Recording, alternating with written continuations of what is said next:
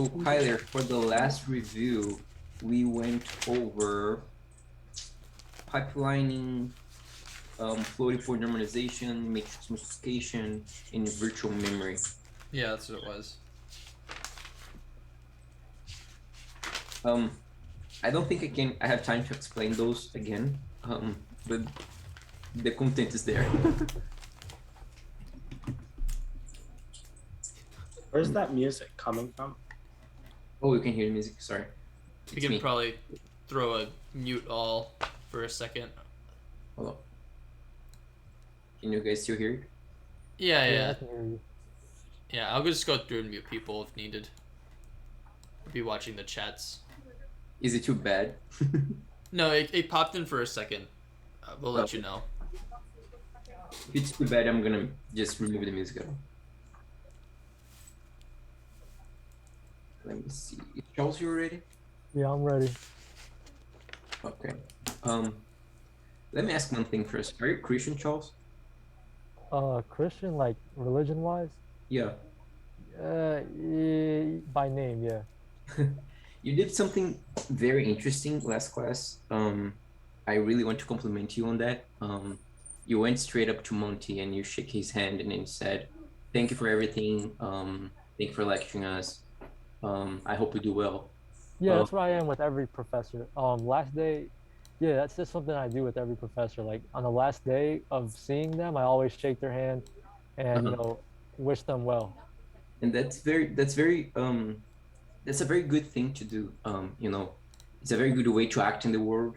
Yeah, I didn't think it was a Christian thing though. I just thought that was like, yeah, that's the thing about loving your enemies. You have to love them because it's not about them.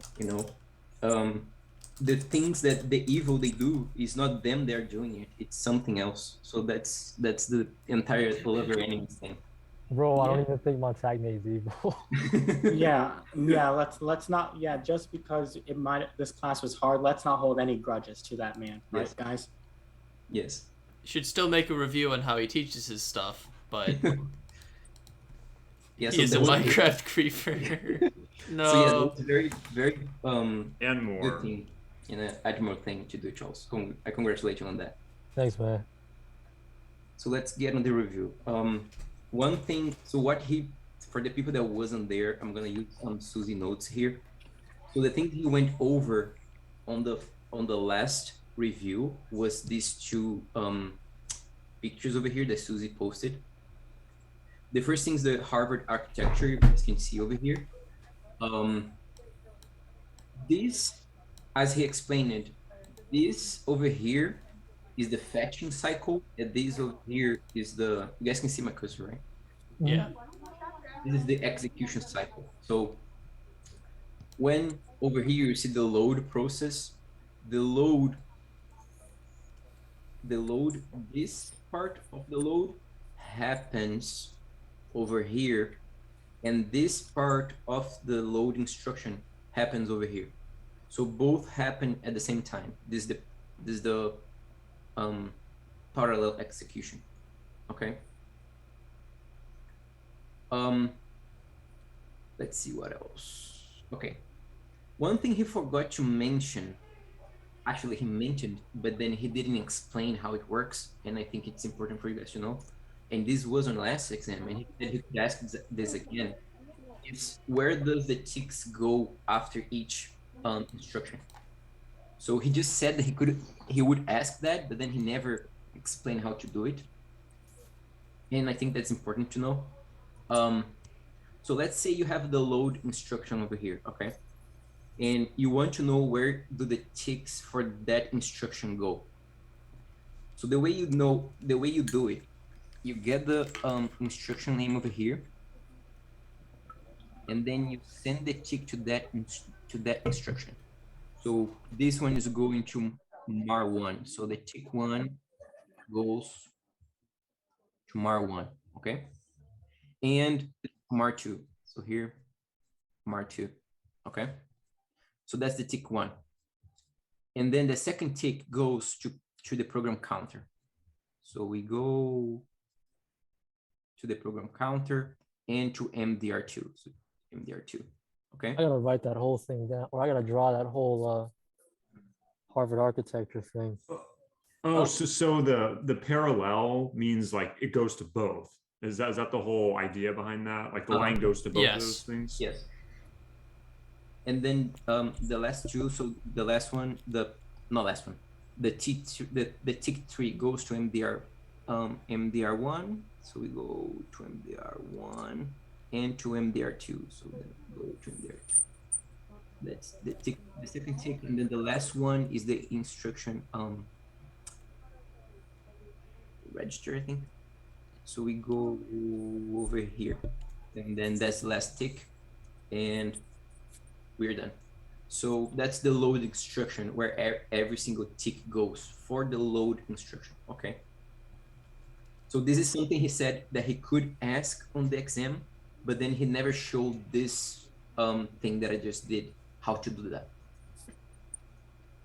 Okay, so does it make sense to you guys? Wait, hold on. Wouldn't the third one go to MDR1 and A? Oh yeah, you're right. I'm sorry. Okay, just double checking. Yeah, I didn't notice.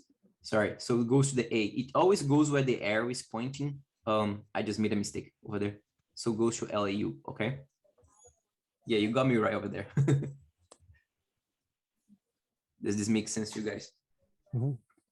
So Suzie posted also this thing over here. It has the other instructions. May I take a snipping tool of that, because it could be on the exam? No, sure.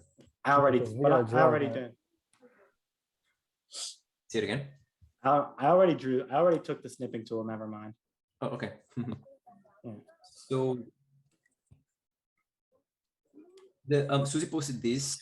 All of the other instructions are here as well. So let's say he asks for jump, or he could ask for store. On last exam, he asked for store. So the only one, they are all the same thing. You always point the tick, the first tick, second, third. You always point them over here. It's always this one, this units that receive the tick, never these ones. Okay, always remember that. The only difference from the other instructions would be the jump instruction, because the jump instruction, I'll erase this over here. The jump instruction is different because, as you guys can see over here, it jumps to the PC count, to the program counter. So the first tick goes to the program counter, and then the other ticks do nothing until you reach the last one, which goes all the way back to the instruction register. Okay. So that's the only difference. The others don't do anything. And that's something he said he would ask, and then he didn't show how to do. So that's yeah, because like I made sure to write that down. That first unit receives a tick. You had a question in the comments. Why is the Harvard architecture structured like instruction on the left but not on the right? The reason why the right and the left versions look different is because of shorthand, like implementation. He wants the one on the left because that's technically like what you're doing, like that's literally the structure of it, and the right hand's a simplified version. So both are right, but he wants the more detailed one so you know what you're doing, if that makes sense. Which one's the right one? He means the one on your right there, the shorthand version of it, just pointing to the boxes. No, like, you mean by both images or by both sets? By the first image, because I was thinking he meant both images.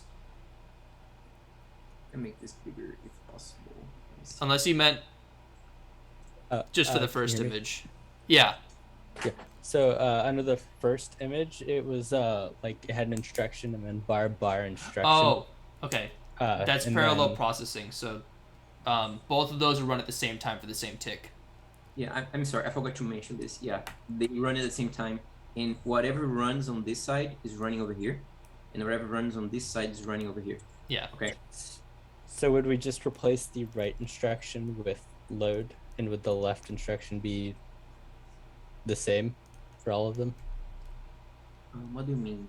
You can draw if you want to on the screen. let's see how. Honestly, I don't use Zoom enough to know how to draw on a screen. You can annotate. There's one button called annotate. At the top, you click View Options, Annotate, and you should be able to draw on it. Okay. Here we go. Gives you a little pencil. So would we just put this, if it were fetch, like right here, and then this one would stay the same? That's a very good question. So for the load, and there are two.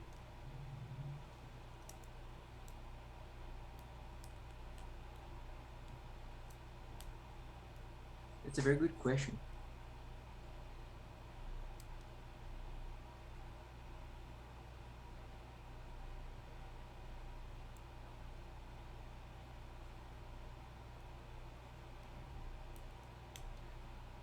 Can you how do you erase?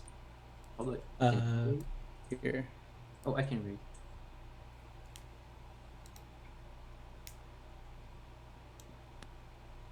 I don't really know. That's a good question.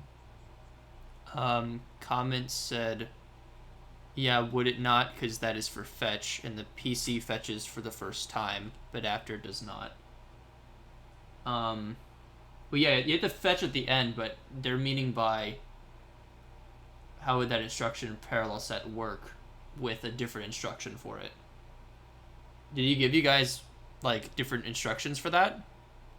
Never saw any, which is why I was like, because load is the only one that had the parallel instructions that I think he gave. That's Yeah. right. Yeah. Because I don't remember seeing a parallel for the others, unless it's in his notes somewhere. Yeah, I don't know where that is. If there's any. If you remember, if you can find it, I would love to see those. I'll take a look. Yeah, we gotta do like an update. Yeah, I don't. I really that's a very good question. If he has like, do the load with parallel, I don't know.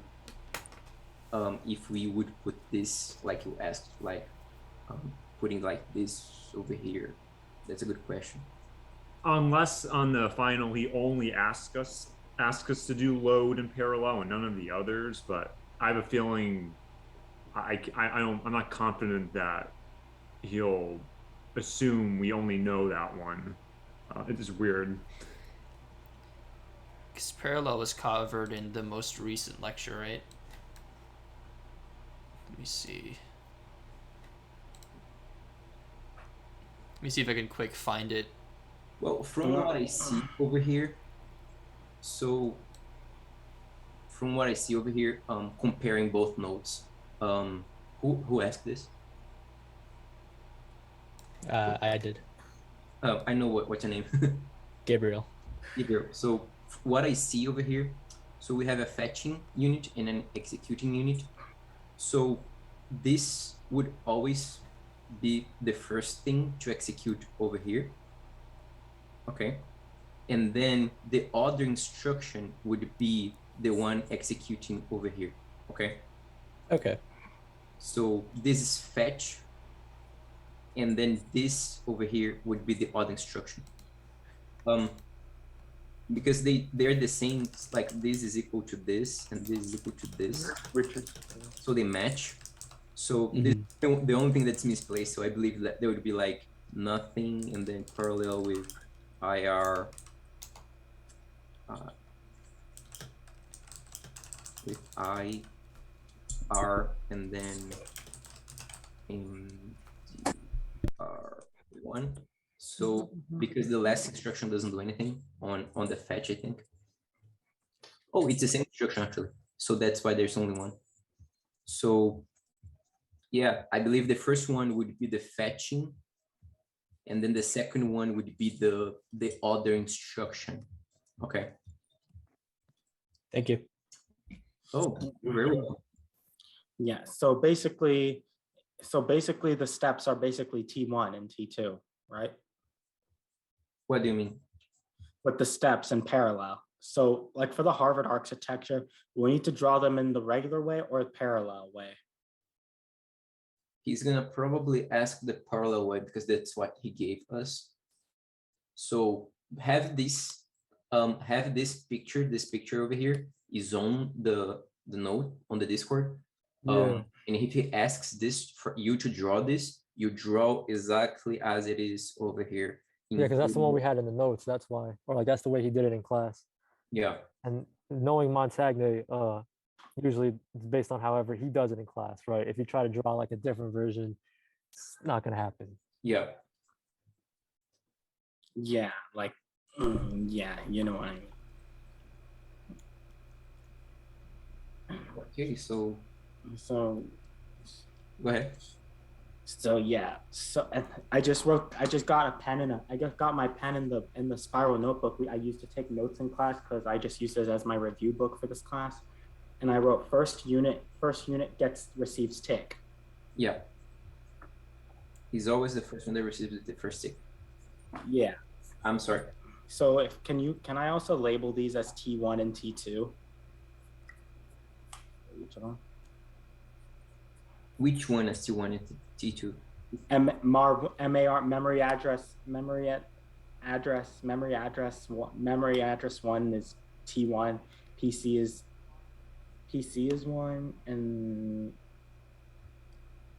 PC would be T2, I think. and also when you did the drawing of it for like the third one where it's the parallel way, A to MDR2, I think you drew a line to ALU instead of the A. Oh yeah, that's true. Oh my goodness. Yeah. So for the T's, The draw go over. Yeah, you're right. I draw over here, right? the T's are for each step, yeah, but for the arrow towards the ALU, you did do that, yeah. But Yeah. no, you do it going downwards for your lines. And then you'd split them between your parallel processes as well. So T1 would point to MR1 and MR2, or MAR2. Like it'd split off. Mm-hmm. I think that's what he was asking about, the different T's, difference between them. If that's what I understand. Oh, you guys have equal how do I say power? I'm a student just like you, so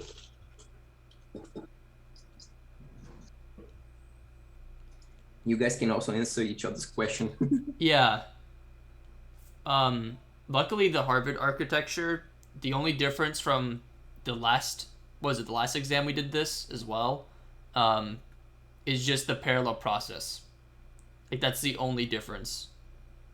You still have to use the decoder, the ring counter, the outputs, put into the right areas, but that's the only difference between Harvard and the regular one that we've done, the tiny machine. I'm just concerned that he's gonna ask to do the parallel for like add Yeah. or store when he never showed us how to do that. I wonder if it's in one of his lecture notes. I don't know why he would cover that like the last day of classes. Chapters, so that's memory. Was it in TPU? I'm trying to remember when he covered this topic. What is the parallel process? Did someone answer this? What is the parallel process? No, that was just asked a second ago. Oh, okay. So the parallel process, Federico, is this. So the same tick over here that goes to MAR1, the same tick is also the same tick that goes over here to MAR2. So you have this unit over here is working, and this unit is also working. They're both working at the same time. Does that make sense? Yeah. Yeah, Monty covered the parallel syntax thing in the very last day of class, and I only have it for load, nothing else. I wonder if he'll give us the instruction set. Because that would make sense. I mean, he has his zoom too, but I don't want to rely on his zoom. Hey, is that word is parallel right above MAR2? on load.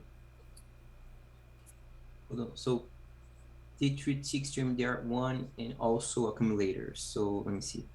So tick 3 ticks to MDR1 and also the accumulator. Yep. So tick 3 comes to the MDR1, comes to MDR1, and also to the accumulator. Yeah, okay. Both over here, this is the MDR1 and the A over here. So yeah.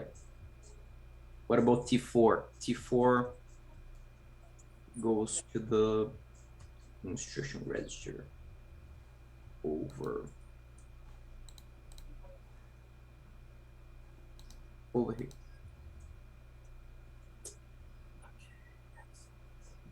Someone had another question. I think I talked over them. Oh, that's parallel, right? In load, the two lines, those are parallels. Yes. Okay.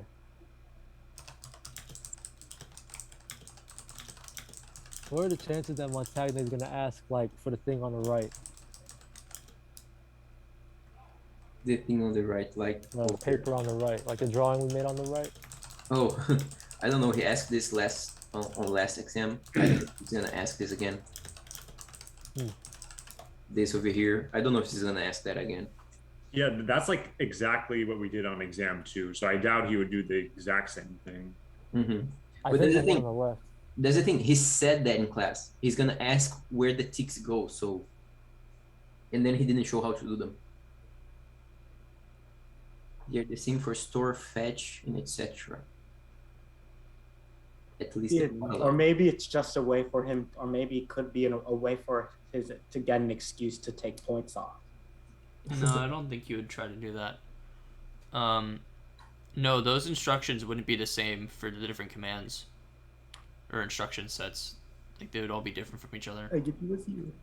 Mm-hmm. If you look over at the right image, fetch, load, add, store, they're all different from each other. And the one on the left, that image there, that's the Harvard one that he showed in class for load. So using that knowledge of how different those two loads look, we would expect every single one to look different. Yeah, we shouldn't have to go online to find it, but that's why I'm like, I don't know if we should try to look something up. But then he'll accuse us of cheating. Yeah, it could be in his old lectures, maybe. His lecture notes. Yeah. What were you saying that could be in his lecture notes? Because I know sometimes he puts instruction sets and stuff like that instead of his notes, but I don't know if I could find that or if it's even in there. So what if he asks for how to draw Harvard architecture? So we'll just draw the first page? I think first page is what we want to do. Yeah, you just draw the first page, exactly. Yeah, Like, with no exactly how outputs that for the is. T's. So yeah, basically what he wrote there. Or whoever's notes these are. I would hope he does load only. That'd be the only fair option. Yeah, that would be the only Fair. option. I hope Montagne shows me mercy. Does he? Did he make a Zoom? I thought he did for the final. He'll kick you out though if you have like 5 seconds of inactivity. That's what we gotta ask at the beginning. Like, what are the instruction sets? You never told us them. I'll be right back, y'all. Okay.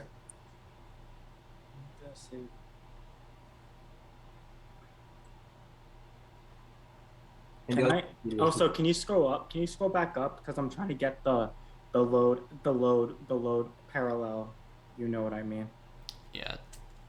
Yeah, like he's probably gonna ask us what was covered in class, but like he did. Yeah, you know. This is fetch. On the left is fetch, right? Yeah, fetch plus load. I want someone to Did he told you like how many questions it's gonna put in the final exam? No idea. I think it could be 10 or something. But how are you gonna make like 10 questions out of these 4 topics? That's a very good question. So someone in the Discord said they asked Monty and he said 8 to 10 questions. So I don't know how he's gonna squeeze or like, he doesn't have much material to work with, new stuff. So I don't know like what he's gonna pad it with, or if he's gonna put old stuff or Marie or who knows.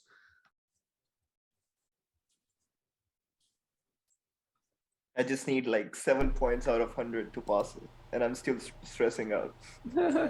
Yeah, I know how that is. Of course, Montagne likes to put surprises in, you know. Extra credit points, hopefully. Funny. Yeah. Terrifying. How was Monty Craft? Multicraft. How is it, Colin? It's done. I have done my duty. Yeah. I'm after my exams is when I'll think about buying Minecraft so I can get it.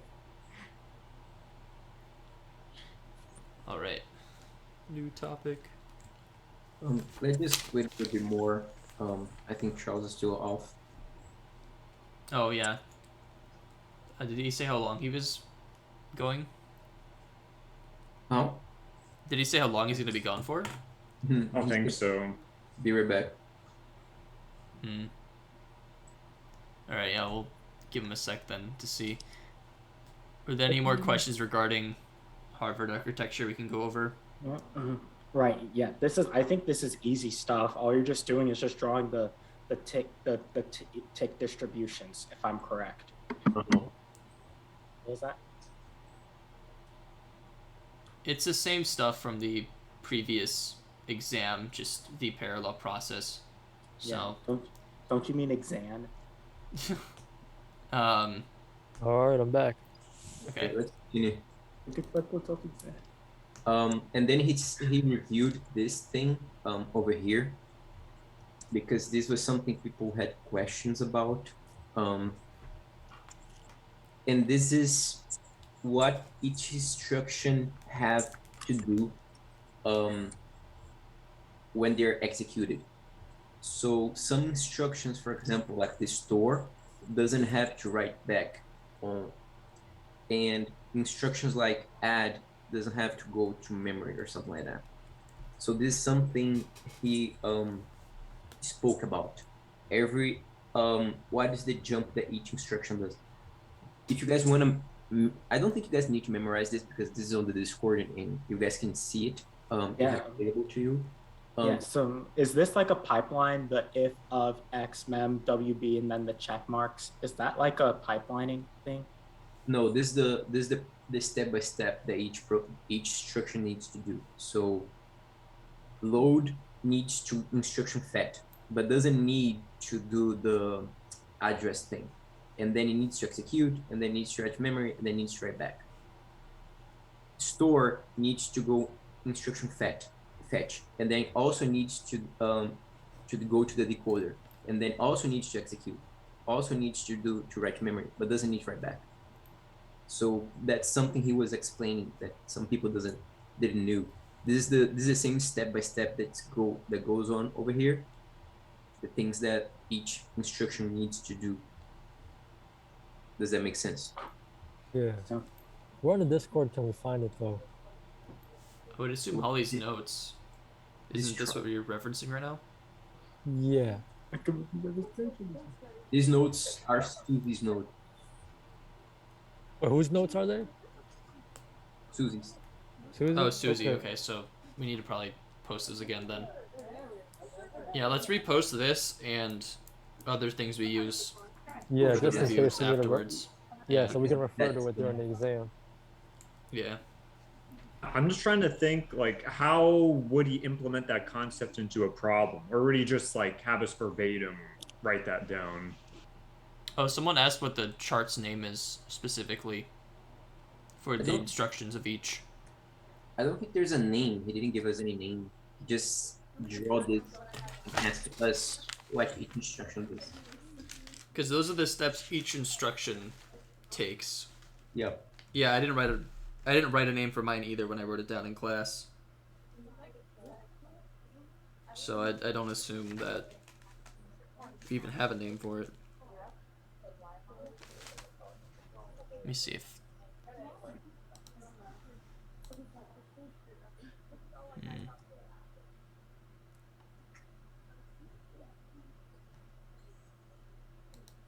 kind of hard to copy all that down.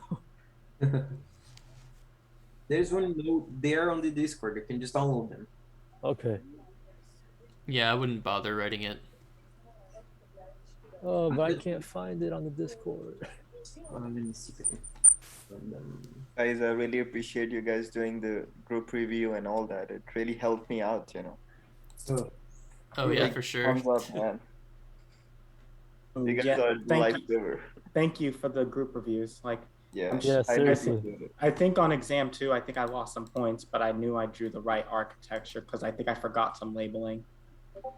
Oh yeah, there's gonna be instances where like you lose. Like for me, like I lost maybe like 6 points on one and 5 on the other. But like imagine how much worse it would have been. Like it's just scary to think about. Someone asks, is matrices memory interleaving? Are these boxes memory interleaving?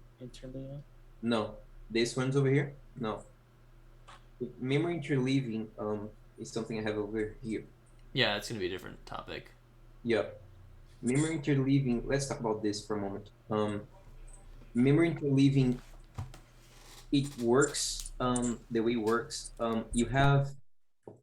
Let's say you have one huge block of memory. Okay, and you're the computer looking for a specific address. Let's say you tell the computer, "Hey, go get whatever is in the address 111." And the computer says, "Okay, let me go to memory, see what's in address 111. I'm going to the address 111.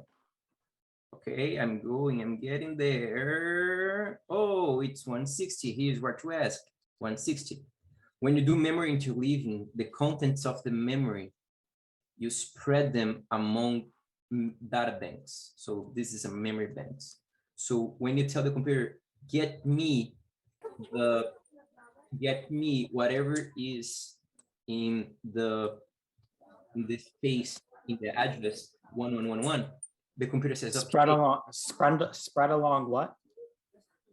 Memory banks. What was that? Memory banks. Memory banks.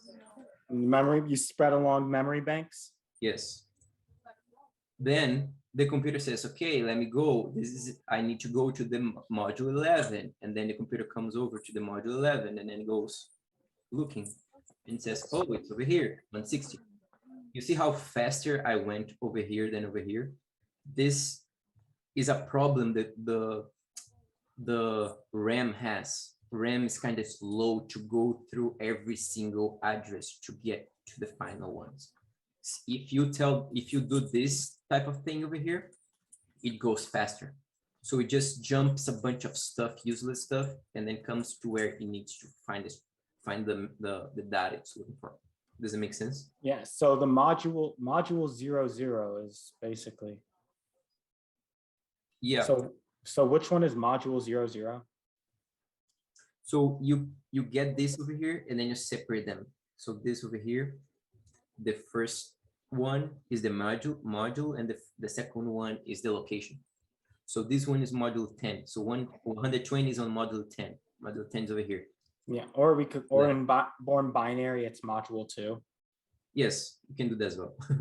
Wait, I'm confused. What kind of question is this for? This is for memory interleaving. Okay. So this is basically just cutting the memory up into chunks. Yeah, I have one. Hold on. You can access your data faster than having to go through an array, basically. Right. Yeah. Okay. What So is I have posted on the Discord? Say it again. What is be posted on the Discord? I don't think so. So I have this image over here. Let me reset. So this is how it writes. So it writes to different spaces. And then you access different locations faster if you would like to see where the data is. So instead of going through each one of them to reach the 7th, I just say, oh, bank 3, and then you go jump 2 instead of going 1, 2, 3, 4, 5, 6, 7. Does it make sense? Yeah.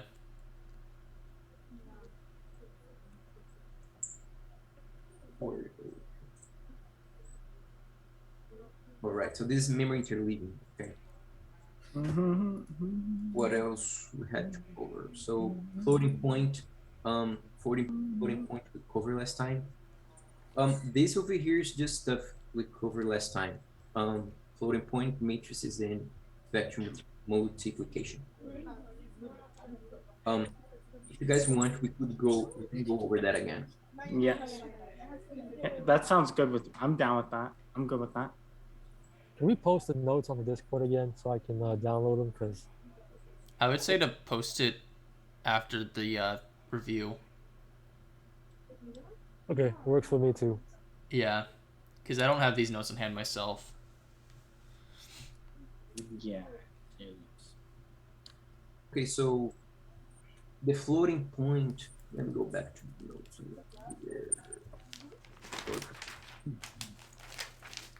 Let me see if I have the.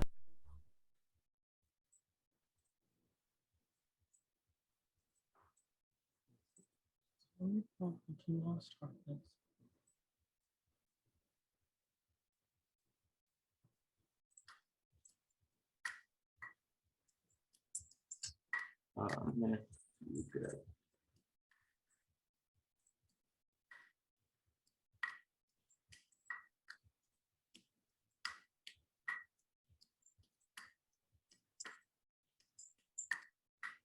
I always lose my files for some reason.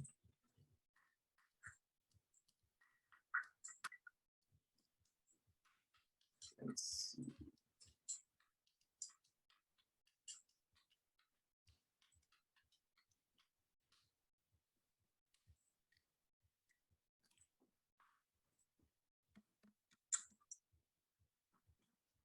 Okay, it's this one.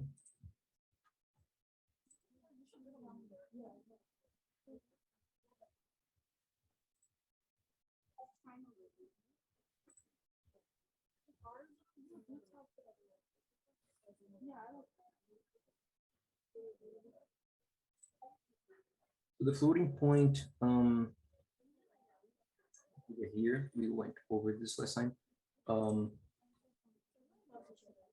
the floating point, you have to, when you're adding different how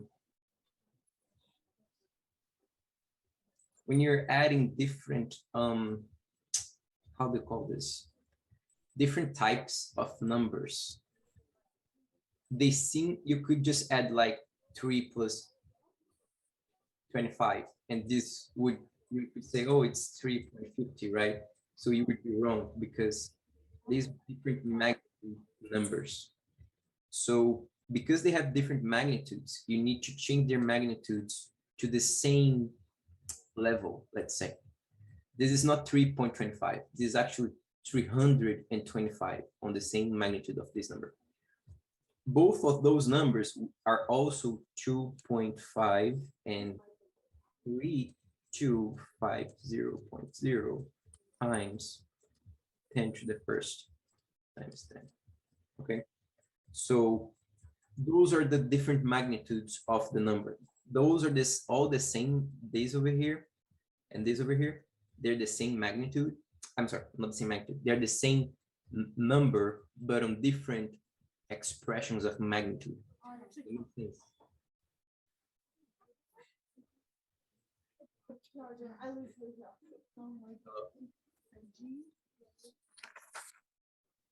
Hello, hello, hello. Oh, my mic is muted. Yeah, you're good. Okay, so since that makes sense, at least to Riley. What were you saying? Does that make sense what I just said? Yeah. So are you moving it to the left or the right? Over here, I move the comma to the right. Because you don't do your normalization until afterwards. Yeah. This is just comparing and shifting, so you can add them together. You need always remember that these two numbers over here, they need to be equal for you to add the two numbers, okay?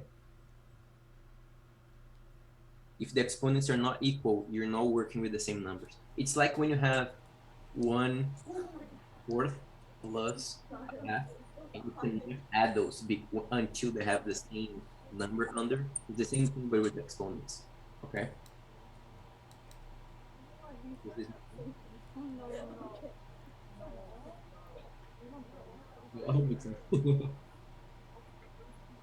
Common denominator, but with exponents. Yeah. Scientific notation.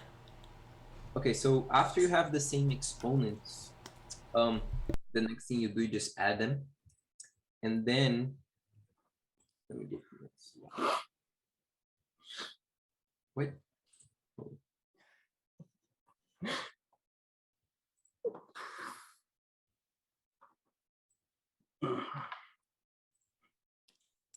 So after you do the calculation, you so I'm gonna make this. Huh? I was just muttering to myself. I'm gonna make it through this exam. That's what I was doing, muttering to myself. I'm sure you're gonna do it right. You have to trust. I have what? You have what? Just trust yourself. Yeah, me too. Okay, so let me see over here. So with the decimal, you just move it to the right. Depends. If it's too small, let's say he could ask you. Hold on, Zoom is not helping. There we go. Let's say if he asks us to add a number like this.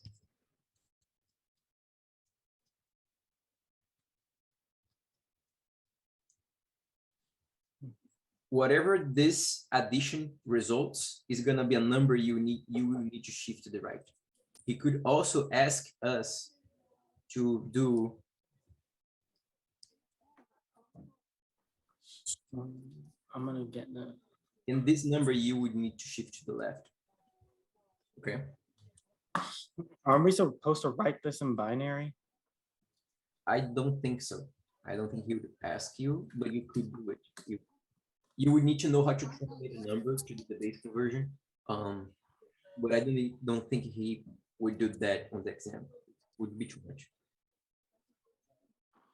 Yeah. Yeah, so Clayton asked, just depends on which exponent you want to use as the common exponent, correct? Yeah. You need to have the same exponent. Could be 1, 2, 3, 100, 1 million, one googolplex. If it's the same exponent, you can add them. Okay.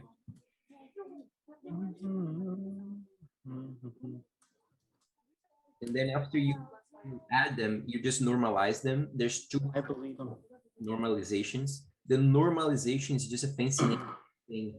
Have the most significant digit before or after the comma or period. How do you call this? How do you guys call this? The calling what? This little thing over here. How do you call this? Just a decimal. The name is not like a point. Either work. Oh, okay. So you have either one of them would be have the most significant digit after or before the decimal. Okay. Okay. So when you're given two numbers of different magnitude, the steps are to compare their bases and exponents, shift their magnitudes so they're equal, and then you add them. Exactly. Oh, that's right. I explained to someone. Yeah, I was trying to help out on the side. I thought it was a question. So yeah, that's the next step on the normalization. And then this actually is the last step, I think. Yeah, these are the steps. You compare the exponents, you shift, and then you add them, and then you normalize. So this is the last step. Yeah. So then this would be your final answer if he asks in this form.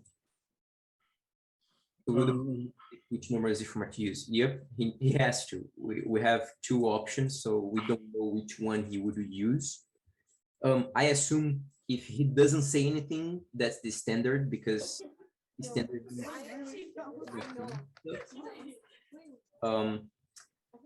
unless if he stated otherwise, saying, oh, use the IEE, IEEE, then you use the other one. So for the floating point, right, we're gonna start with 17 times 10 to the 0. So yeah, 17 becomes this over here times 2 to the 0. If you What wanna, about 1.7 times 10 to the 1? That's still 17, I believe, right?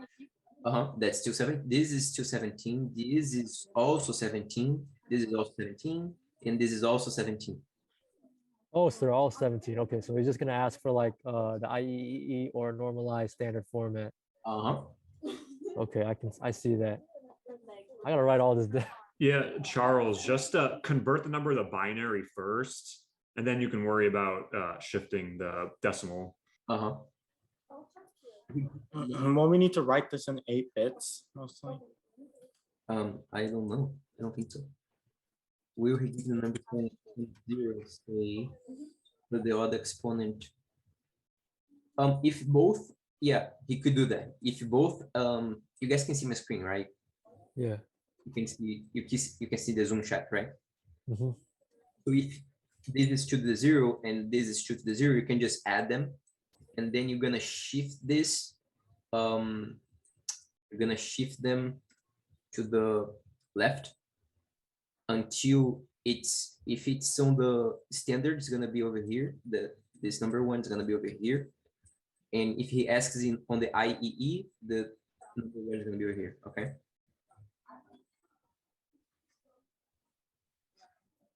Yeah, Riley explained.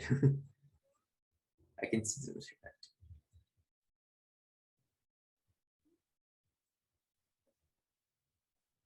Yep.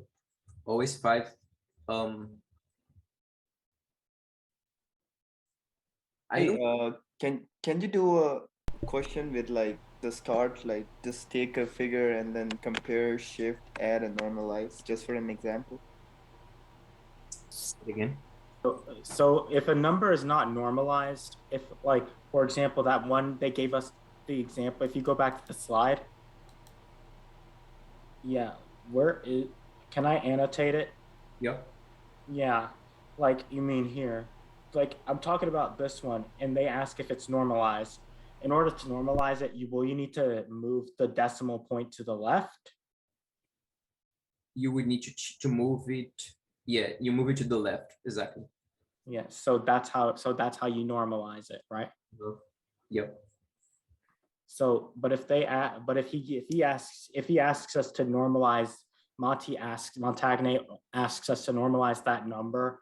So we need to, and they ask for the IEE. So we need to, depending on you need to move it to the left, right? Yeah, you stop before the number 1 over here. You move to the left, but you stop before the number 1.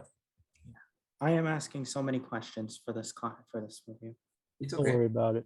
Yeah, I'm just focusing on getting the grade for this class. It's okay. Don't Yeah. worry.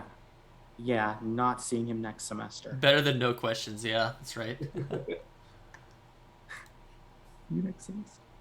Don't worry, y'all. Frontiers in IT. I'd rather try to get it answered in a review than not even talk about it and then have it asked on the quiz or the exam. You mean the exam? Yeah. That's so dumb. Yeah, I hope he gives us 17 on the exam. Wait, not see my Zoom Can chat? I put this on exam? I don't think the zoom's on your screen. Oh, so you guys cannot see the chat I'm rolling right now, right? On their end, they should be able to open the chat unless they're on mobile or something. You see a little, like, we see a different chat. Oh, I was giving an explanation of the I chat. played you to the. Okay, thanks. You see a different chat. So after computation, you get this result. Okay, hold on. I gotta take a picture of that so I can write that down. I'm just trying to write down as much as I can.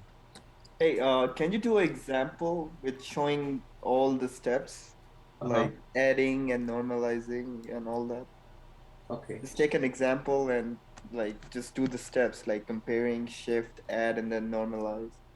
Okay, You can do that. one example. Let's do this one over here.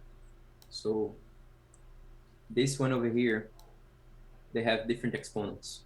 So this is, then every number, this is, I will use decimal, okay? This is 10 to the 0 times 10 to the 0, okay? So I need to add these two numbers. Both have the same exponent. So I'll add those. Those have the same exponent, remember that. So I'll add those. So the answer is going to be 0.0000012. Okay. Yeah, And that's a 2 because there's an invisible 0 up front, if I'm correct. over here, yes, you're correct. There's an invisible 0 over there. Yes, you're correct. And then after we did that, we have to shift this number this way. The way you remember, the way I always remember this is like this. Let me just erase some stuff.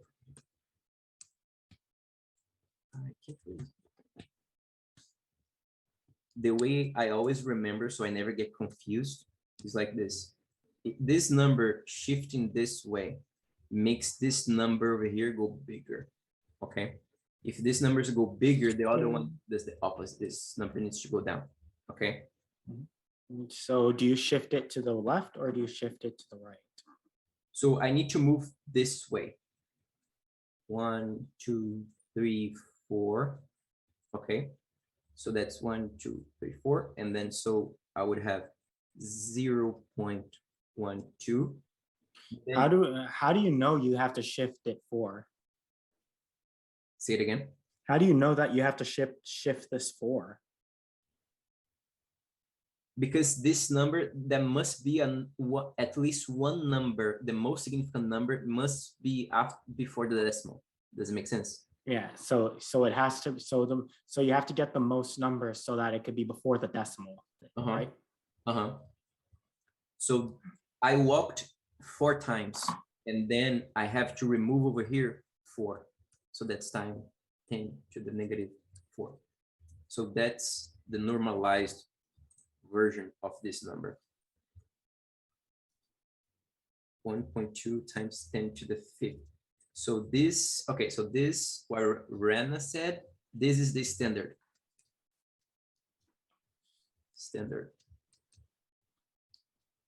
This is the standard. On the IEE, would be like this. You shift it again, and then times 10 to the negative 5, okay? Yeah, so it's negative numbers. That's so if you're going right, it's going to be negative, and if you're going left, it's going to be positive, right? Yes, so you need to remember if this number, this is 1.2, which one is bigger, 1.2 or 0.12? 1.2. So this number is getting bigger. If this number is getting bigger, this number needs to go smaller. Does it make sense? Makes sense. And the opposite is also true. If this numbers go smaller, this number would need to go bigger, so they still remain the same. What an example. It's a nice example, the way you said, you know. Yeah, you don't miss it. You remember it and you never miss anymore. Yeah. I thought the standard was the 5th and I was the 4th. No, it's the opposite, Clayton. Over here is the opposite. The IEE is the after, I guess, and then yeah, and then the other one is you need to have a 0 over here. Oh, thank you.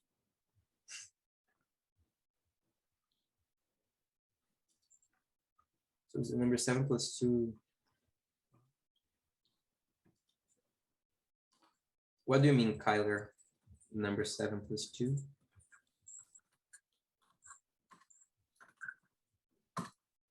In the written example. If you can speak or annotate, that would help. Where it's 007? Where is that?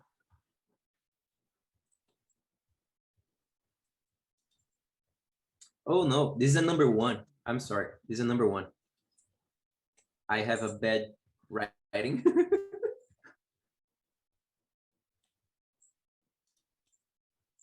So those are very small. No, those are not the numbers 1 and 2. Those are very small numbers. These are very, very small numbers. I could do the number 1 and 2. Let's do 7 plus 2. 7 plus 2. If we do 7 plus 2, these both are times 10 to the 0 times 10 to the 0. They have the same exponent. So 7 plus 2, 7, 8, 9. That's 9 times 10 to the 0. And then we normalize it. Let's normalize it. So this becomes 0.9 times. So the other number needs to go up. So that's 10 to the first. Okay.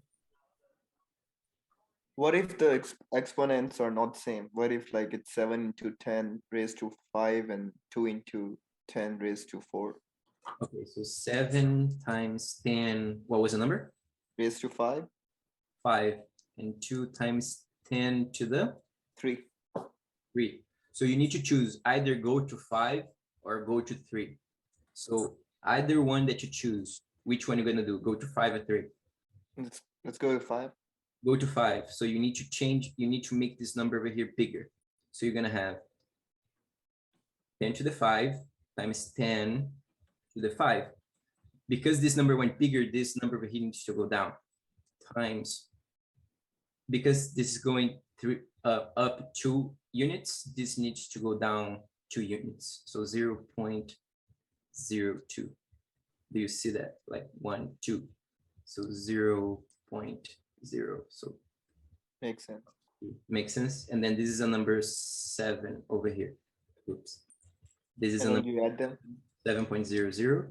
And then we add them together. That becomes 7.02 times 10 to the 5th. To the 5th?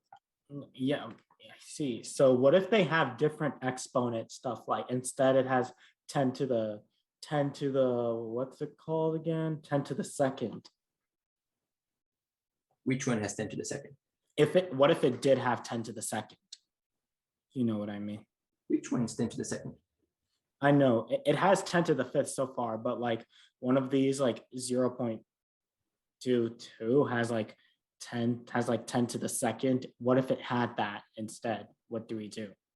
Like, you mean like instead of a number over here, it's like 10 the second times 10 to the third. That's what I mean? No, when you're adding them, but you're adding them and one of these coefficients has 10 to the second. If you could annotate, I would see it better. I don't see what you mean. Yeah, let me do. Hey, so this 7.02, it's in the standard form or it's in the IE form? This is the IE. So if you want to do it to the standard, it's going to be 70.2. And the power is going to change, right? It's going to go to 10.6. So this number, which one is bigger? Is 7 or 0? 7 is bigger. So these numbers are going down. So this would be going up. So this is 10 to the 6. Thank you. Oh, you will. It was something like this. Yeah, if it was something like that, you would need to change, you would need to, remember, always check for the exponent. Either go up to the 5 or bring the 5 to the 2. Which one that you choose works. So let me try. Let me change the 7. So I want to bring the 7 to the 2. So the 5 goes to the 2. So this becomes 10 to the second. So I removed 3. This is removing 3. So I need to go and, because this is going down, it needs to go up. So this number becomes 7. So I need to move 1, 2, 3. So it becomes 702. 702 0.0 times 10 to the second plus 0.02 times 10 to the second. And then this number becomes, let me clear the annotations. And then this number becomes 7. Now it's red. Oh, I'm on it. And then it becomes 7020.02 times 10 to the second. And then we normalize it. So we walk 1, 2, 3. 3, that's 3. So this number is going down and this needs to go up. So 1, 2, 3. So that becomes 7.0202 times, and then this go up 10, 3 units. So 2 10 to the 5th. Yeah. So I was just wondering about that because that could be on the exam. Someone said in the chat he went to office hours, and Monty said pipelining and loop will be on the test. Loop? I don't really know what loop's referring to, but what do you mean by a loop? The one we covered in the last review. Last And let me see, I'll tell you which one was it. last You mean like less class? Like this one? This thing? No. The one review we did before this one. Oh, so Oh, like our personal review. Oh, okay. Yeah. It was the matrix. oh, this one? Yep. Oh, yeah, hold on. Where's Oh, so doing these things. Okay, yeah. Matrix and pipelining. He told me it's gonna be on the exam, so Okay, yeah, those are pretty much given. Yeah, Yeah, there's probably gonna be a ton of yeah, these, arrays, honestly. my bad. It wasn't loops, it was arrays, my bad. Yeah? Yeah, okay. But the arrays. Systolic arrays. Okay. you guys want to go over that again? Yeah. Might as well. Unless anyone had questions about the thing you just covered. I feel like we should hit XS16 since it's kind of related to that. See it again? I feel like we should cover the XS16 part of the floating point because that's kind of related to the normalization. Yeah, it's in the same topic. I would say to go Oh. over it. Someone should make it like a cheat sheet for this stuff.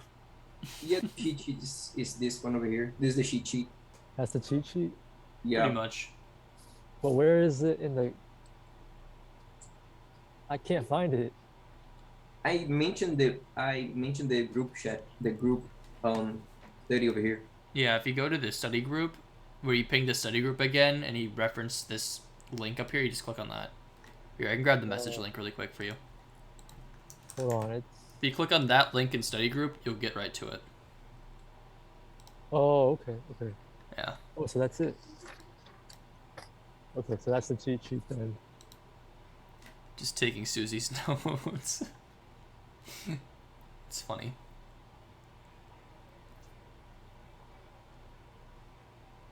So one thing you guys need to remember, this is something you need to, this is something you have to have noted somewhere. You have to have in your notes. And I never memorized this, and I don't think you would ever need to memorize this as well. But it's how is the number stored in the computer? So this over here, this over here is the stuff we went over right now, okay? And this is the same thing, but then how is it stored in memory, okay? This over here is the actual number, and this over here is the exponent. And I don't remember what this one does, but this is how it's stored in memory. This is this big number, and this one is the exponent. This is in binary, so it's translated. And it has a specific name for that. It's called mantissa, I think. Let's see.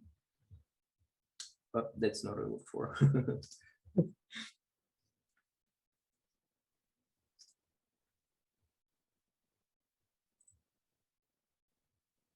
So this is the sign, yeah, sign, exponent, and then the mantissa. Mantissa is the actual number. This is the mantissa. It's called mantissa for some reason. I don't know what it means, but it has that funny name. So if the number here goes the exponent, here draw over here goes the exponent, and then I'm sorry, the sign, and then exponent and the actual number. So that's how it's stored in the computer. If that makes sense to you guys.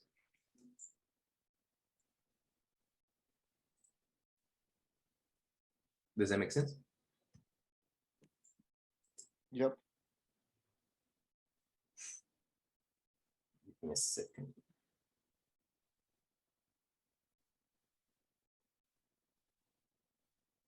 Hey, what's that? What are those boxes called at the top? Hold on. The Are you talking boxes. about the stuff above load, store, and add? Yeah, what are those boxes called? Those were the topic earlier. Those are the steps you take for instruction sets. Instruction sets? Okay. Yeah, so load uses those steps in its operation, store uses those steps in its operation, and add uses those steps in its operation. That was something we covered before we went into the floating point. Yeah, these are not like box level or something. This is just instruction. Okay, just making sure. Yeah, those are separate topics. Yep. Repeat what topic? Were you talking about the XX16 bit, Kyler? Yeah. They want you to go over the XX16 again. Okay, so the way the computer stores, you see this over here, right? This over here is for humans. Humans see this and humans understand this. Computers don't understand this. They need this in binary. So the way we store this in the computer is this over here. Let me open this. How did you get such a clear picture of that? Because mine's really blurry. What do you mean clear picture? Like of Susie's notes, because when I save it, it ends up being really blurry. You have to open the original and then download it from Google or your browser. Let me show you over here. If you save it directly from Discord, it compresses the image. Yeah, can you see my screen over here, Charles? Yeah, I see. You press open original. Oh, original, and then you save image. So this over here has high quality. Oh, okay, I see. I did it wrong. I just saved image right away. Yeah, that compresses it. Over here is gonna be horrible. Okay, thanks. Hey, can we go through array afterwards? Sure. After this, thank you. So this is how it's stored, the exponent sign mantissa. Now I'm curious.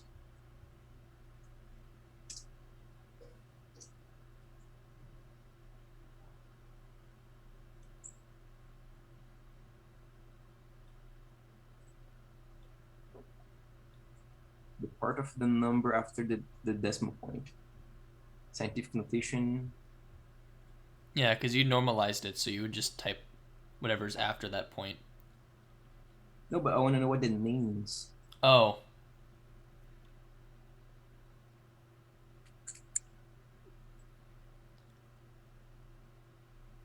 Like where it's derived from? Yeah. Where's mantissa? Mantissa is a late Latin origin meaning an addition, a make weight, or something of minor value. So that's what mantissa means. So that's culture for you guys. Okay. It's helpful to know where they derive from, though, in learning it. The PowerPoint lecture says significant and mantissa are sometimes used interchangeably. So. Yeah, because mantissa and significant, if you use significant figures, which this is basically from, they're the same thing.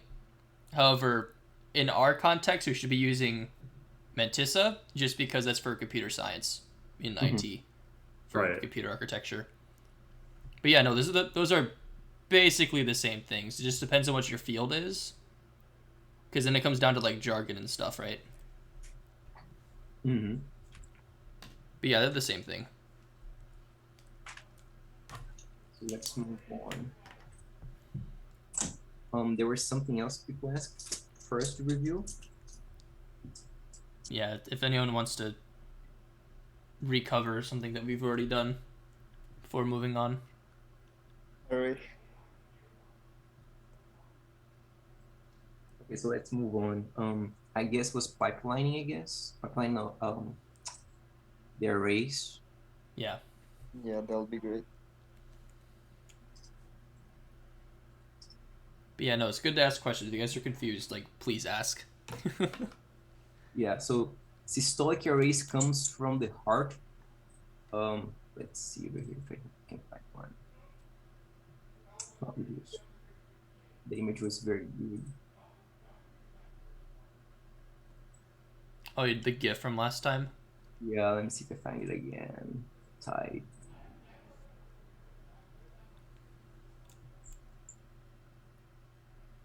So, not a dysfunction.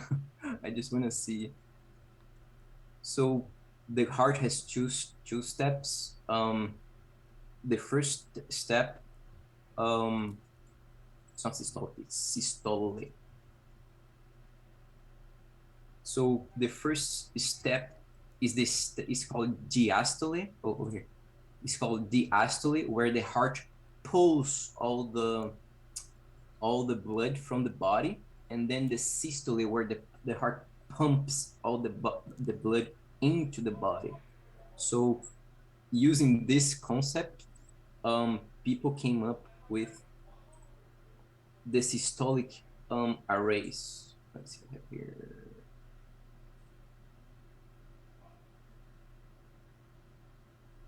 Nope, this is the same I was in.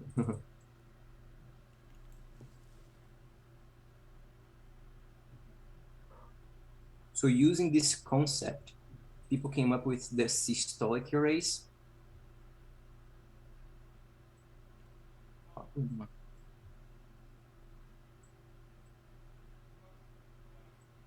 Because the computer does something similar with what the heart does. Instead of the computer going, let me annotate over here. Instead of the computer, let's say we're gonna use this over here multiple times, or use this value over here multiple times. So instead of the computer fetching, what's this? Oh, this is X1, and then brings back, use the number, and then you store, and then you come back. Instead of the computer doing all of this work, you could do an arrangement like this, and this makes faster for you to make a computation of matrices. This architecture is very specific for matrices. You don't see this in other places. It's very, very specific. So the way it works, it works just like the heart. You pump everything together. So you pump all the values into the processors, and then you pump again, and then you pump again. And the correct values, they collide at the same spot, and then you can do the calculation. So this becomes, this becomes x1 plus a11, and then you store a y1, and then I'm sorry, x1 times a11, and then you store y1, and then you push everything together again, and then you have x2 times a12, and you store at y1. So you just push everything together, and then again, and then you have y1 over here with all the computations that you needed to get the value of y1. They all came together over here. They were all pushed together in the correct spots because of how the systolic arrays work. Does that make sense? Mm. And over here we have a more complicated one. That's the same concept, but uses a 3x3 matrix. So you push everything together. So the correct computation ends up in the correct processor. So you just keep pushing everything together. Wait, my screen froze. There you go. So you just push everything together, and then push everything together, and there you go. You have your y11, while everything else is being calculated at the same time together. Does this make sense? Yeah. Over here, I think. Yeah, so you see over here that this is the same, this value, it keeps being reused. So instead of going and get the value, you just push to the next instruction, if that makes sense. What number would you use for n? So at the end of the PowerPoint, what is the number we're going to use for n? This number is this n over here. It's the size of the matrix, okay? The matrix needs to be a square matrix. So this is a 3 by 3 matrix. 1, 2, 3 by 1, 2, 3. Does it make sense? Mm-hmm. So that's the number you use over here. On Suzie notes, she has a bunch of other equations. So this one's for the so these boxes are for the diagonal, I believe.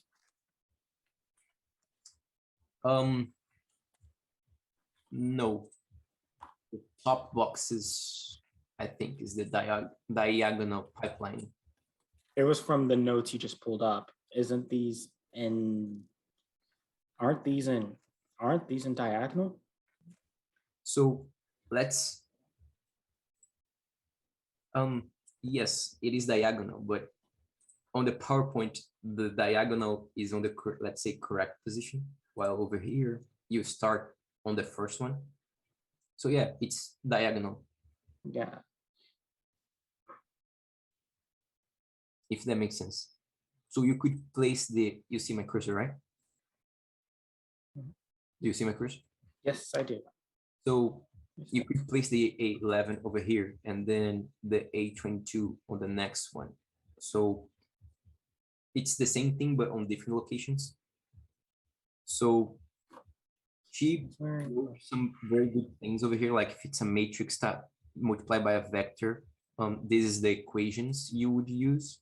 And if it's a matrix by matrix, this would be the different equations. If he asks, oh, what's the time to process this? So the times would be 5n minus 3 and the number of elements. What's the area or number of processing elements? So you would just apply the equation, this equation over here, and then let's say it's a 10 by 10 matrix. So that's your result. What's the execution time? Same thing, just plug in the size of the matrix and then you obtain your answer. So these are matrix by vector. Yeah, so the difference is over here. This over here is this over here is a matrix, okay? And this over here is a vector. What's the difference? The size. That's the only difference. If you have so every matrix is actually, each column of this is actually called a vector. A matrix is actually a collection of vectors. So this over here is a matrix and this over here is a vector. And on the other PowerPoint that I closed, let me see.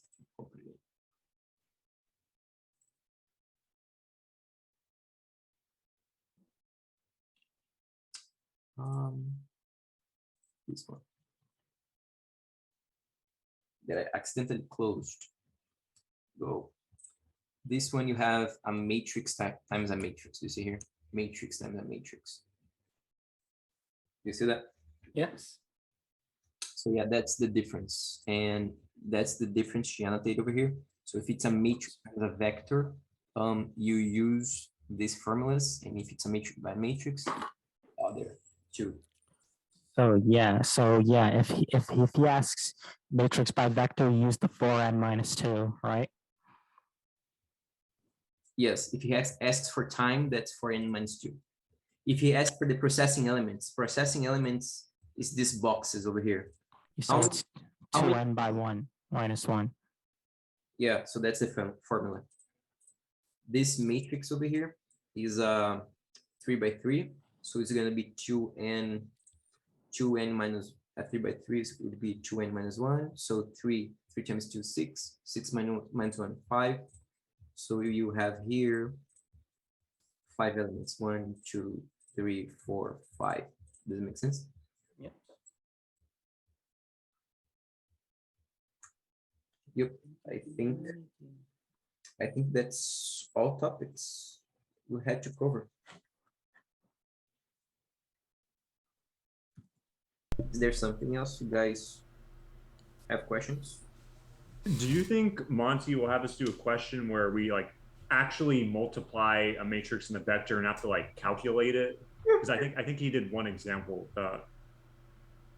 I don't know if he's gonna ask that. That would be horrible and painful. It's Monty though, so expect the painful. I don't think it's gonna go that hard. Watch, he's I'm- probably gonna give us like like an easier exam just because I don't think there's gonna be a Mary question because we have been away from the computer for a while and we didn't touch it since ever. So I don't think he would make us do. But if he does, I don't. You better be prepared. Yeah, Colin has a point. So remember how you use Mary and how you write instructions on it?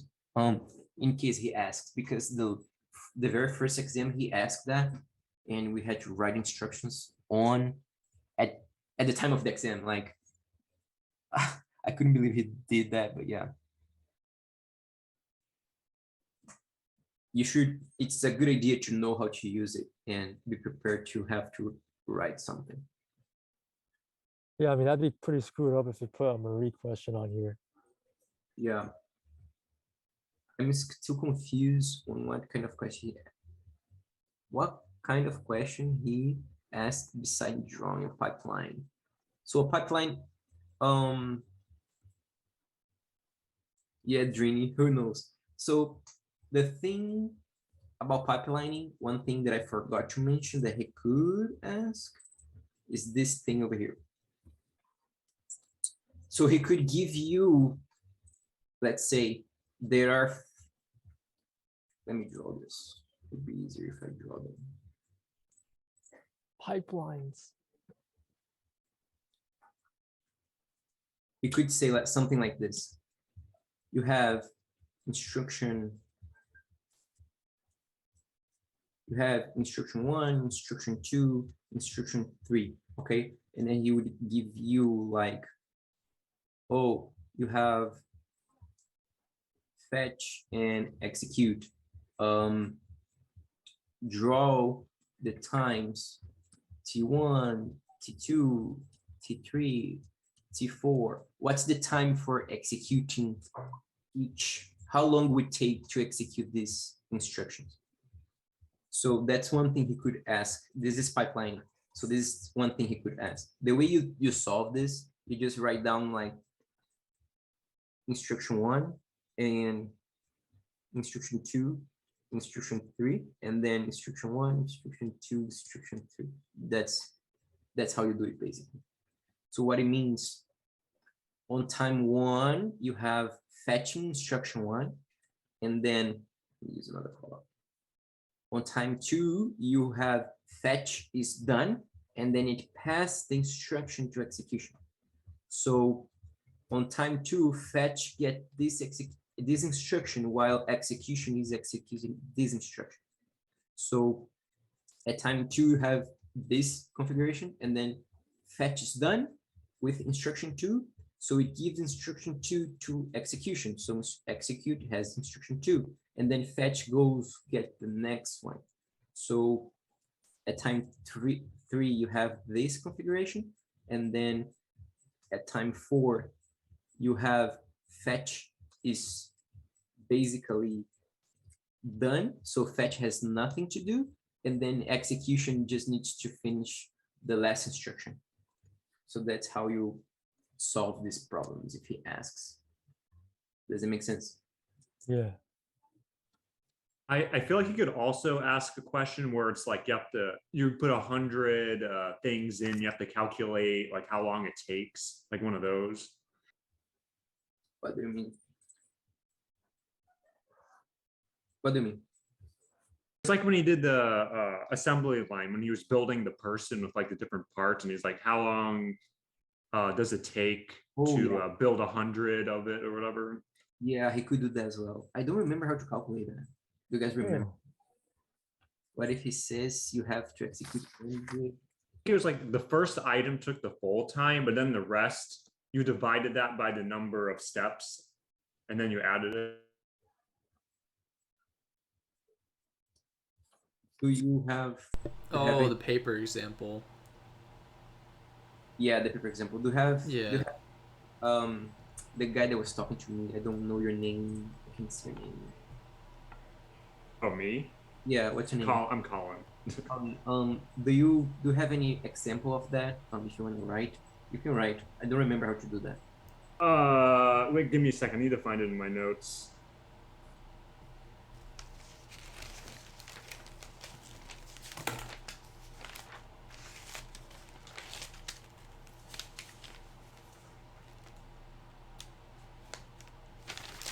Yeah, let's say you have 100 x. You have Oh, okay. I found it. 100. Yeah, if you want to annotate, you can, or if you want to share a screen, you can also do that. No, it's only in my. I could try to write it. I don't know how well I'm going to do with my mouse, but.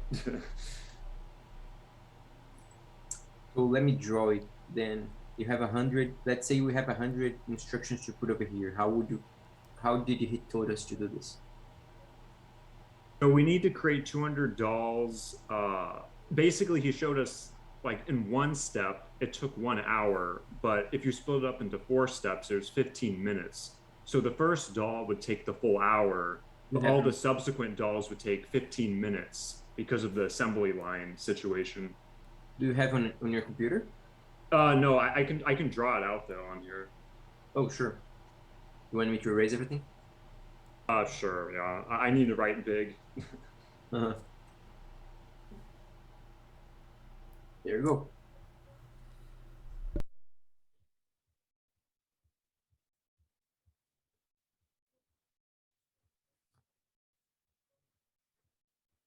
Wait, how do I get the pencil or whatever? Annotate. There's one button called annotate. I don't know where that is. Oh, I got it.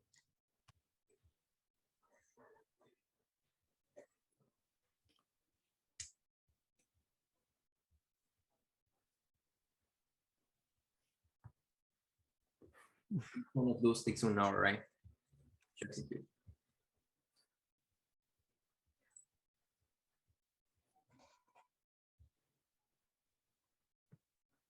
That's a very good question, Gabriel. I think he never gave that lecture. I don't understand. How come on the other day, how come he was just giving us like a lot like some new material? That's a good question. I don't know. I thought it was supposed to be a review day. I don't know. Like halfway through the class, I just realized this isn't a review.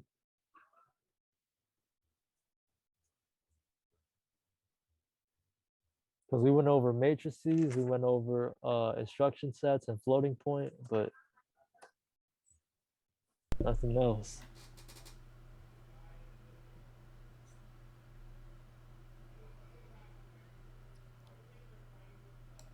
This was from like the doll example, the stick figures or whatever. Oh God, that one's.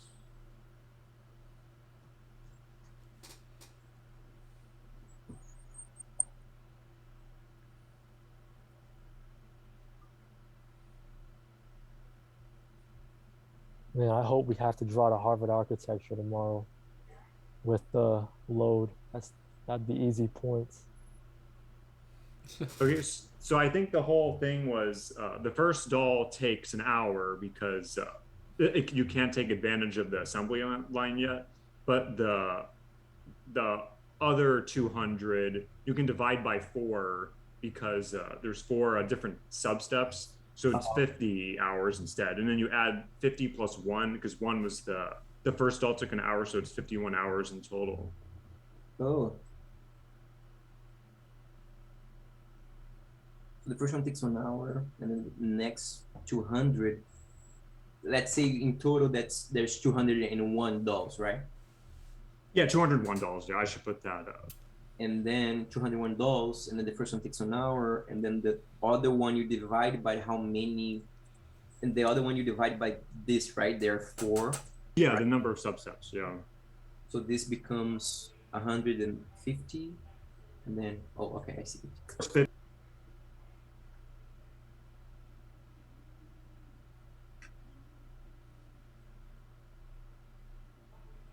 Yeah, so 200 divided by 4 gives you 50. And then you just add the 1 for the first stall, and you get 51 hours. Uh-huh. I see. Amazing. Thanks, Colin. Just going off what Monty did.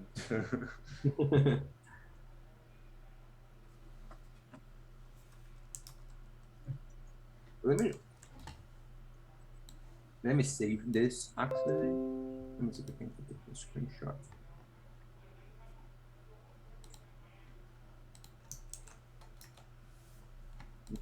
That's not what I want to do.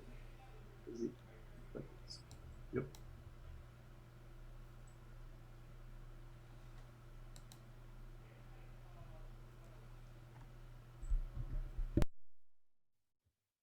Did it work? Oh, I can make it work. I'll take a picture.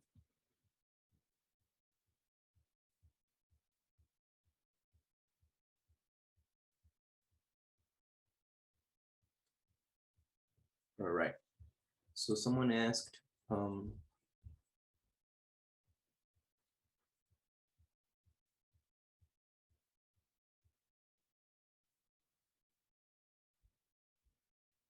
memory interleaving one last time. So let's go to memory interleaving one last time.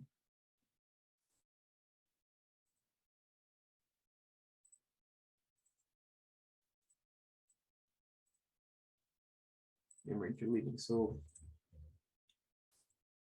let's say, is Gabriel still there? So let's say you are a computer, okay? And you know computers work incredibly fast. But let's pretend that we're the Flash, okay? We're the Flash. And we have super speed. And we can see the memory working as if it was a human working at the speed of humans. So when the CPU asks for the RAM to go, let's say, go to the address 1110 and give me whatever data is in there, what you as the Flash would see is the RAM or DRAM going like this. Okay, let's go to this address and then go like this.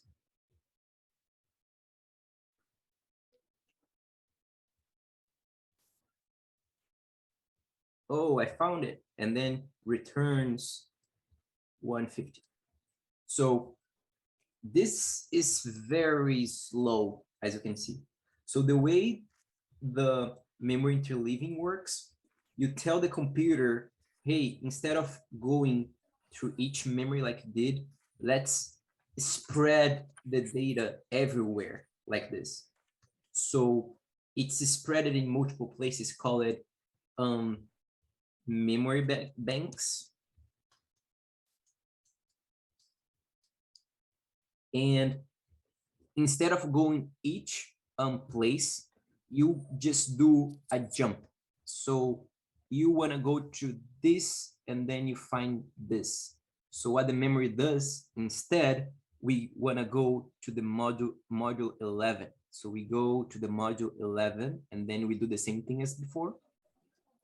Oh, found it, 150, and then returns 150.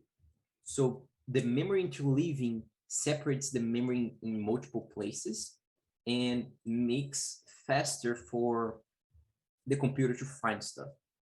So I had one example, I think, over here. Yeah, so that's what it does. It writes the data into different banks. And then when it has to access, let's say the 7 over here, it doesn't jump like 7, 8 times. It just go to the number 3 and then 1, 2. Does that make sense?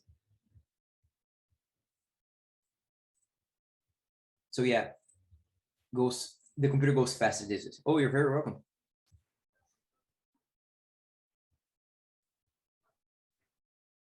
So yeah, that's why memory on computers seems a little bit crazy, and the computer seems that does like random stuff. It's because computer engineers, they have optimized computers so much that the computer doing this weird stuff makes the computer actually run faster.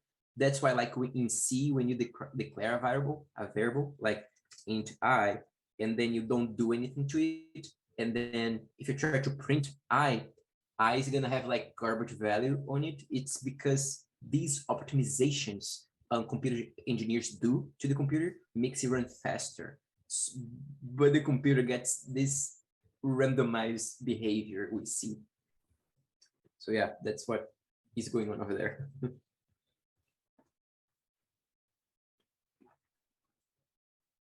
You guys have any more questions? No. Well, What? how would this be a question though? No, the exam's at 10 a.m. tomorrow.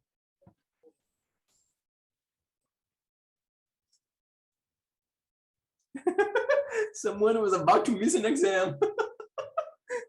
No. Announcement about this. Yeah, we definitely need an announcement in the channel because you know someone's gonna think it's 11:30. And completely missed the exam. Let me do one right now. Okay, I wrote down Susie's notes as a cheat sheet, but I feel like we're probably gonna need some more for pipelining because everything you just showed us, I don't know how to write that down. We're also probably gonna need memory interleaving, which you just showed us, but I don't know how to write that down. Pipelining, I don't know how to write that down for the notes or like as a cheat sheet. And I think that's about it. Also, systolic arrays, I don't know how to write that one down either. There's certain things that we went over that I just don't know how to write down. Like I can draw like the Harvard architecture, like, you know, the matrices and all that, but certain things like are kind of hard to write down. Like I don't know how to write an answer for it if Montagna were to ask us a question. If that makes sense. If he asks to draw, just try to draw from the, how to say, from the notes. It's easier. And he doesn't mind if we draw from the notes. Okay. So the 2 pages that Susie made as notes, I already wrote that down. That's from the other day review. And then the day before that, I assume this exam goes back to like April, right? Or like early April. Which one? Like the exam we have tomorrow, right? It's good. Everything from early April to now, I assume. Uh-huh. Damn, that's a lot. Okay. I got some of this written down. Basically, everything post exam too. Uh-huh. Okay. Yeah, I wish there was a little cheat sheet like for everything post exam too. Cool. This is good. Thanks, Riley. Let me save this. Actually, you can just write. Everything since April 4. Okay.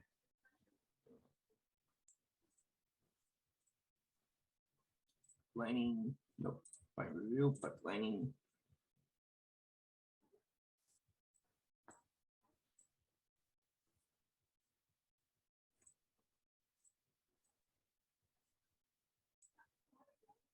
Nice. Thanks, Riley. You're welcome. There's that. Does anyone have? Let me see if I can find the dates, just to make sure. So we have here.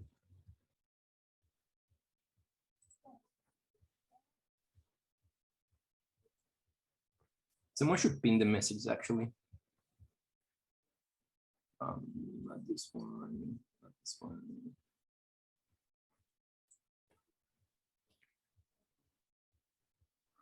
Let's see. Oh, by the way, Dimitri, did you email Monty about that question on? Yeah. He said my grouping actually was wrong. Instead of the how do you call it, the segment. I feel like I want to compare my answer to yours because we should have had the same thing since we both put 0 for the last segment. So the final exam is April 27th. 10 a.m. 12:50.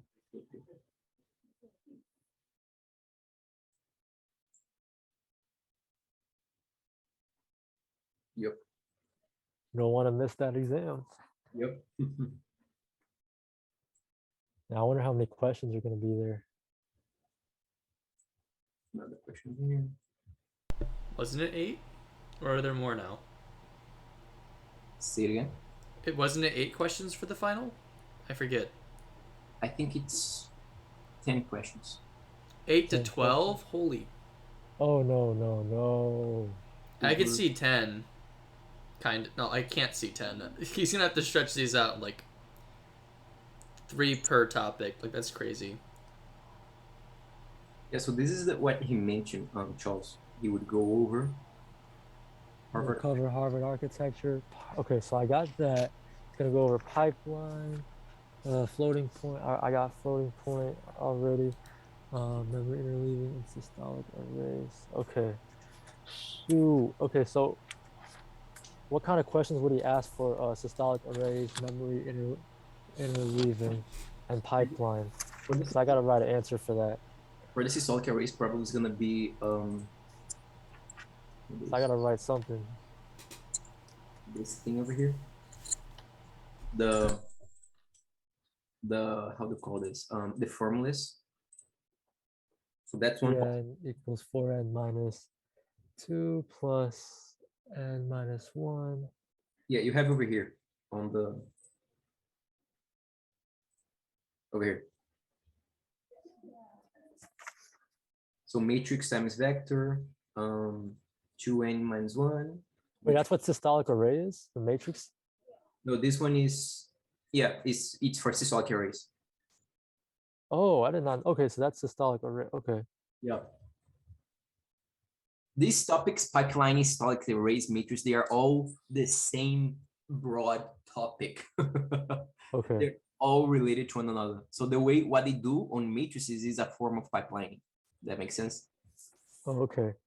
So matrix times vector, processing elements, and then matrix times matrix, that's systolic arrays, right? Yeah, both are systolic arrays, yes. This over here is a matrix by a vector. Do you see over here? Matrix and vector, matrix by vector. This over here is a matrix by matrix. Do you see that? Okay, I see. This is a matrix by matrix over here on the top. Oh, I really hope I don't gotta draw all that. Yeah. Okay. And So for the matrices like mem1, mem2, mem4, mem5, that's parallel, right? What? No, mem1, mem2, mem3, mem4, mem5, that's parallel, right? Parallel what? For the matrix multiplication. And diagonal. What do you mean parallel? I'm gonna annotate it. Okay. Can you go back to Susie's notes, please? Right here. Uh-huh. Is that for it to be like, since it's 5 mem, is this for diagonal or parallel? They are the same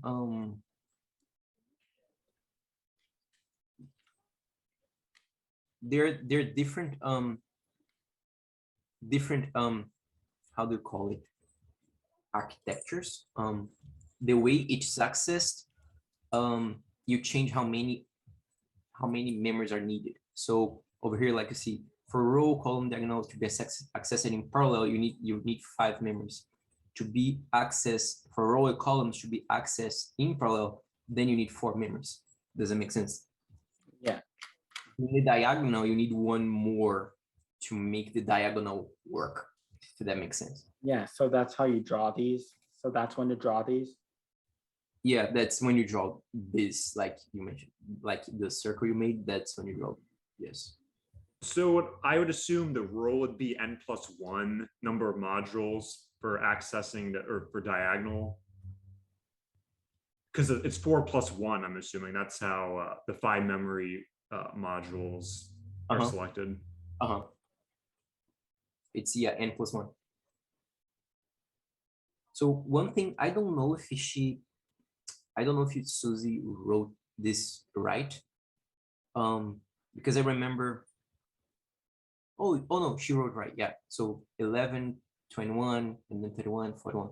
So yeah, you just write them and then you go one to the side when you are placing them from the matrix into the memories. So like here, the first row goes like normal, but then the second row you shift to the side, and then the third row you shift up to the side again, and the same thing. So to access the diagonal, you jump like each memory each time. So that's how you end up with this. That's how you end up with this setup over here. You see the diagonal over here, A11, A22, A33. The diagonal is over here. So that's how you make this thing work. And that's why it's called systolic array, because all you have to do is just push everything together over here and the result comes correct. You push everything at the same time. Woo! Everything is put, okay. Yeah, like, I mean, animated. So everything goes together. See, everything going together. So matrices are systolic arrays then. That's so systolic arrays are one way for you to solve matrices. You don't always have to use systolic arrays to solve a matrix, but systolic arrays are one way to solve that, if that makes sense. You could, you 100% could make the computer go after each, go to memory, find this one, and then calculate, and then go to memory, find this one, and then calculate, and then go to memory, find this. You could do that, definitely, you could do that. But you could also just plug the values over here, and then you push them all together downwards, downstream, and then you push these ones together and this one together, and then at the end of everything, you obtain your answer. At the end of everything, you just obtain your answer right over here. Does that make sense? Mm-hmm. So yeah, it's one implementation of matrix solving, if that makes sense.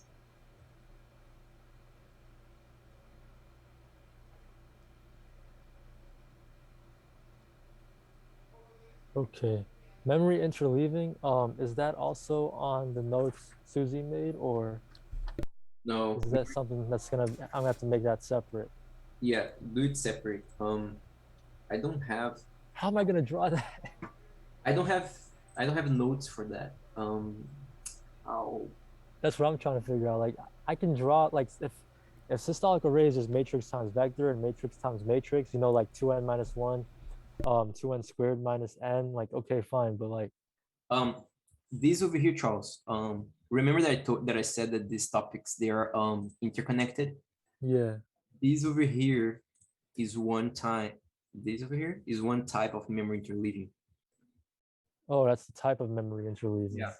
So it's the same concept applied on something else. So it's one type of memory interleaving that where you scatter the memory around. So the data is found elsewhere. Does it make sense? Okay. Hold on. How do I don't know how I'm gonna put this on the notes. I don't know. He asked about this. Like, how do you make a question about memory interleaving? Like, I don't know.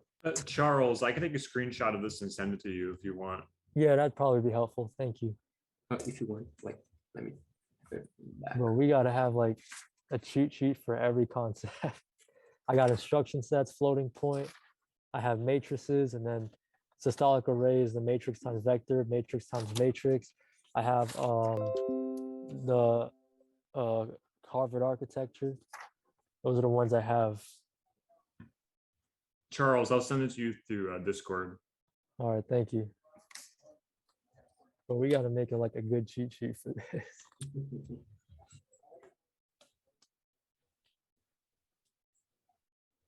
Yeah, so if you guys have any other questions, we can go over. I don't have any questions. I just need to make sure everything is covered on my end. So like, Do you think you'll ask a question on memory hierarchy or no? Like storage and accessing. Remember the pyramid you showed us last review? I don't know if you'll ask a question on that, but let's go over that anyways. Let's see if I can find it. thank you, Pickle Master. No problem. it's so funny.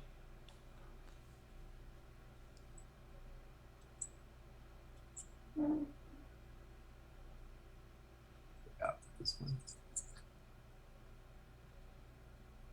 Because, yeah, I guess our last review, people are saying we covered, like, some of the slides, but he, like, flew through them.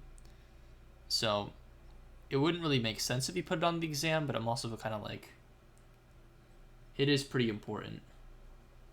This is the memory hierarchy. The higher you go to the hierarchy, the smaller you get, but it's also more expensive.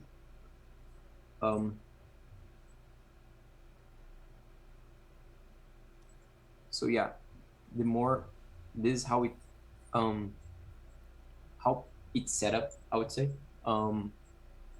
These I'm not sure what this means over here.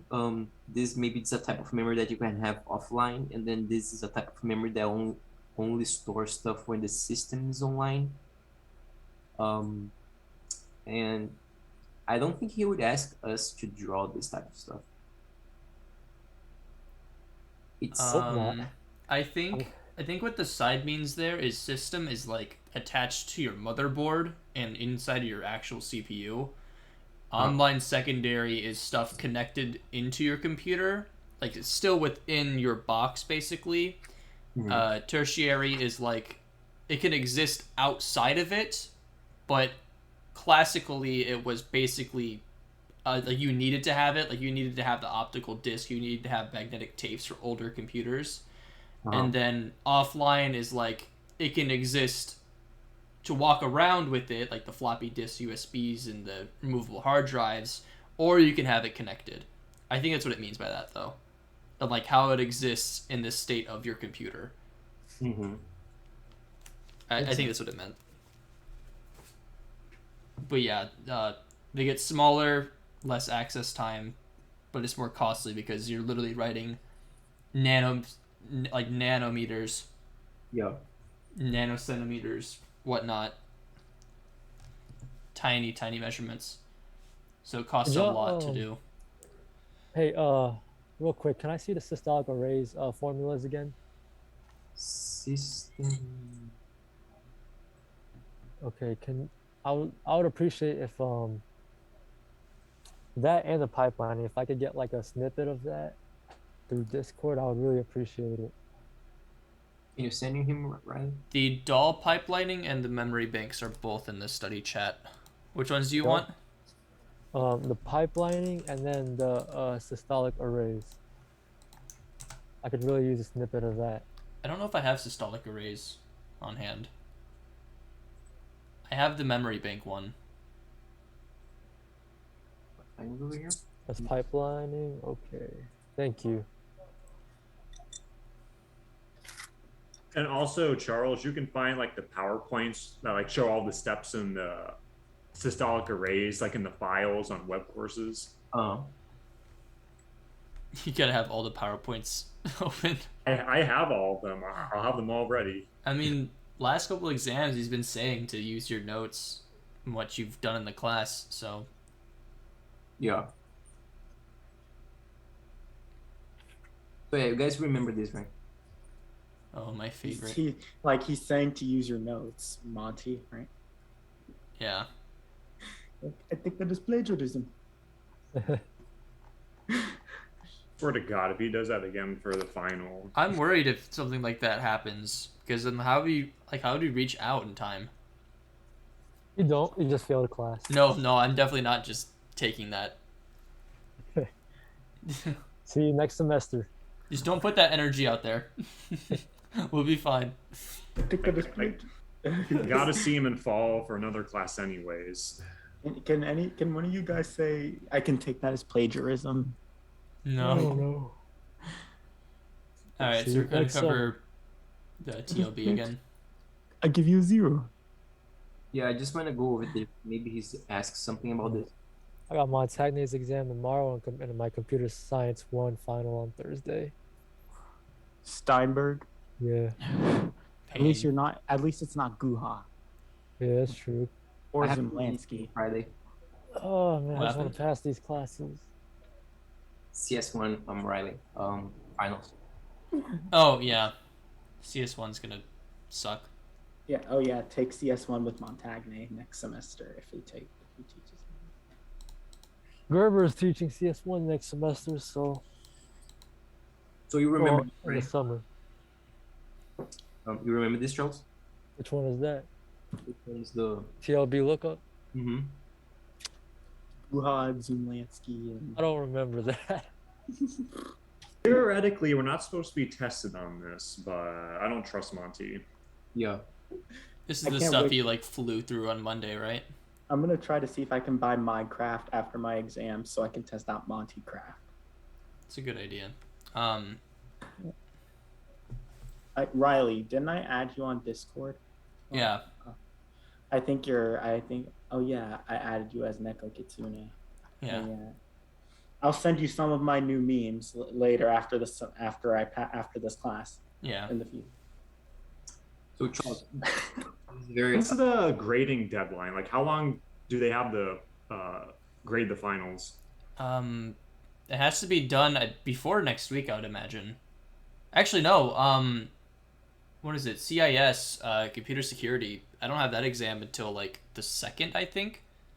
So they may have the next week entirely. Are you gonna be? Are you taking that with McAlpin? Yeah. How is that? It's easy, but like, just look at his slides, and do his like little reviews he gives you.